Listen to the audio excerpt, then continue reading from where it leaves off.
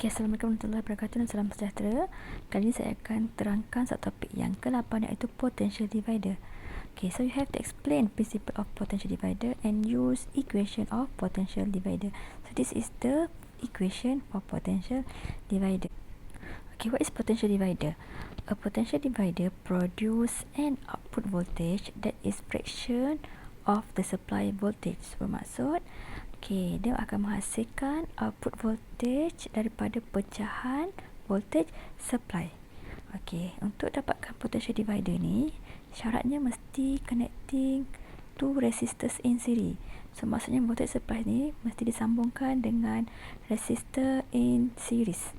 Okay, so bila current flow through each resistor, akan berlakunya voltage drop across each resistor.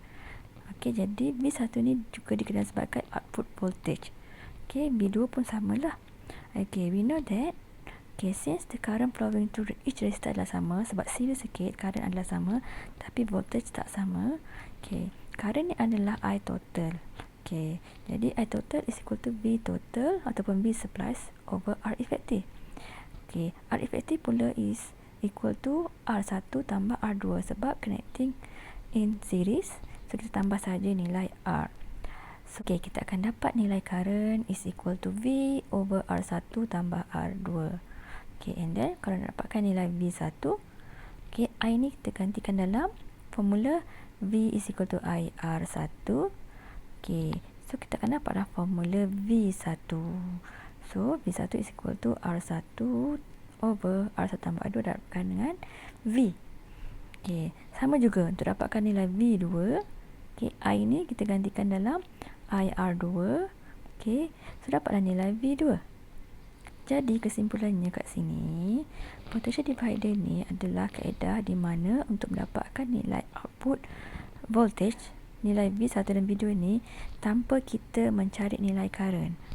So, maksudnya dia adalah pecahan daripada voltage supply. Okay, so kita tak perlu cari nilai current lagi untuk dapatkan nilai V1 dan V2. So, macam kaedah shortcut lah. Okay, jika kita gantikan nilai R1 dan R2 ni dengan uniform homogeneous wire, okay, so maksudnya V supply ni kita sambungkan dengan satu uniform wire yang panjangnya L ya. Jadi AB ni adalah panjang bagi wire tersebut. So, V1 adalah untuk point AC. Okey, untuk point AC panjangnya adalah L1. V2 ni adalah untuk point CB yang punya panjang L2. So, kita boleh gantikan formula V1 tadi dengan sebutan L. Maksudnya V1 is equal to L1 over L1 tambah L2. Okey, kenapa kita boleh gantikan dengan L ni? Okey, sebab wire ni sendiri ada resistance. And then kaitan antara resistance dengan length adalah R is equal to rho L over area.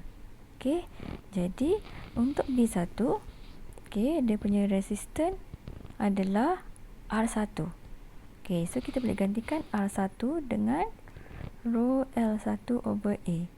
Jadi, untuk V2 pula, resistance adalah untuk length L2. Jadi, R2 adalah rho L2 over area. Okay, and then kita tahu bahawa rho dengan area ni adalah sama. Sebab apa? Wire ni adalah constant ataupun uniform homogeneous wire. Jadi kita gunakan wire yang sama, rho dengan A ni adalah nilai yang sama. So, bila kita gantikan dengan dalam formula V1 is equal to R1 over R1 tambah R2 darabkan dengan V. Okay, kita gantikan R1 dengan rho L1 over A. And then ni pun rho L1 over area tambah rho L2 over area. Okay, so kita boleh cancelkan rho dengan area. So boleh cancelkan rho dengan area ni, dapatlah hubungan V dalam sebutan length. Okay, sama juga V2 is equal to L2 over L1 tambah L2. Dan kalau V1 atasnya mesti L1, V2 atasnya mesti L2. Okey, so sebagai kesimpulannya, okey, kalau circuit ni connected in series dengan resistance, kita tak perlu lagi cari nilai current. So kita terus dapat nilai output voltage tu ataupun nilai V1, okey, dengan kaedah ratio.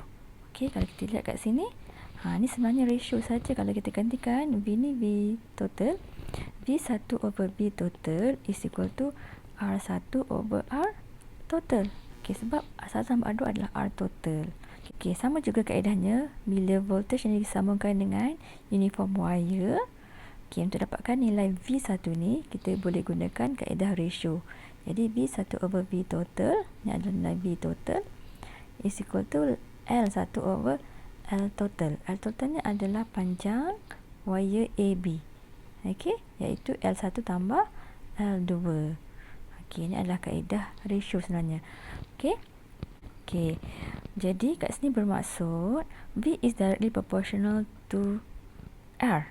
Di mana bila resistance tinggi, okey, voltage adalah tinggi juga. Macam ni kan. Kalau R1 ni tinggi, voltage ni akan jadi tinggi. Kalau R ni rendah, voltage ni akan jadi rendah. Sebab apa? Daripada formula V is equal to IR. Untuk kes ini, I ni adalah constant.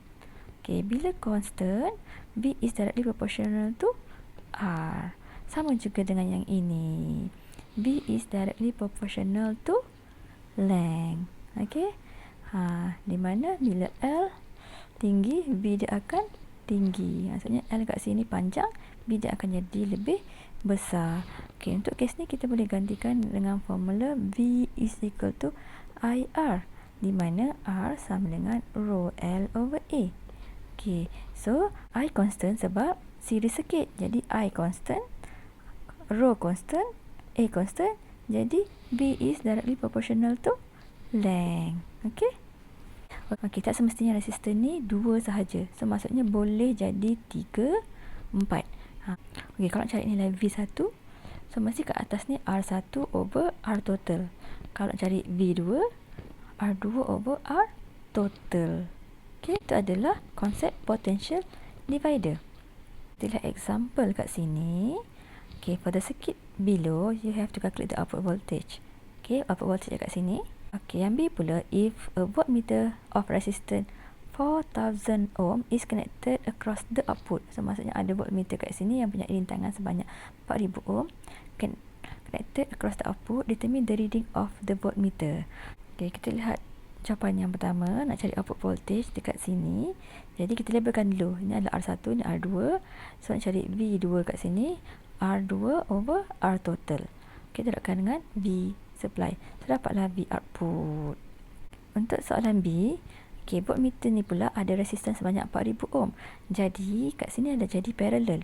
Bila parallel, kita kena selesaikan kat sini, terdapatkan R equivalent.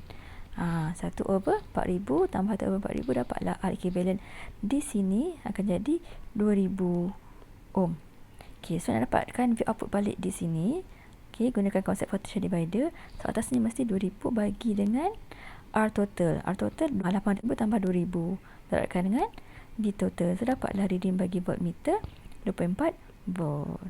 Okay, itu saja.